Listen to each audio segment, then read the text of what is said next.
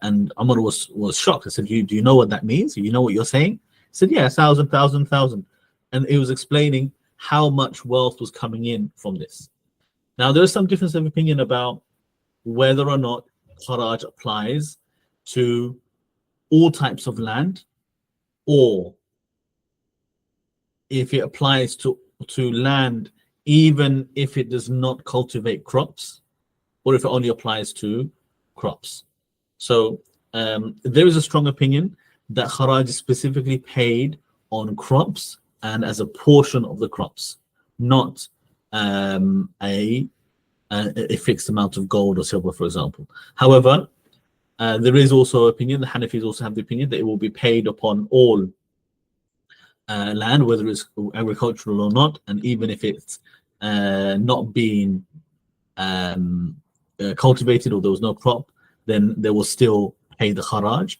And there is also evidence that Umar ibn Khattab ordered for the Kharaj to be calculated based upon the area, surface area of the land. So if you own 10 hectares or 10 acres of land, then based upon each, for example, square foot or square meter, that might be an example of how you calculate it.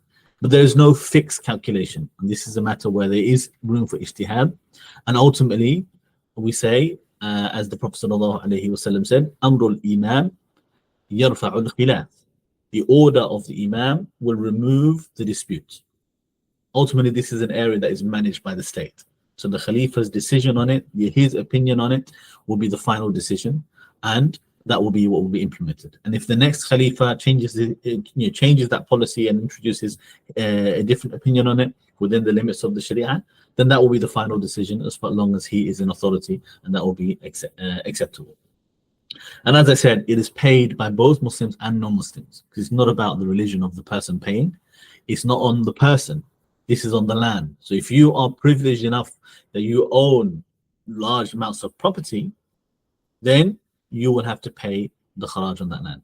If you do not have land and you don't have property, then it's more likely that you're going to be from among the poorer people. You will not have to pay anything, and you may even be receiving money for your own expenses from the state. And this is how it all comes around back again.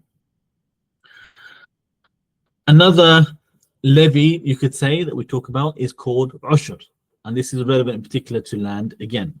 So, and we have something called Ushri land, which we will explain inshallah as well.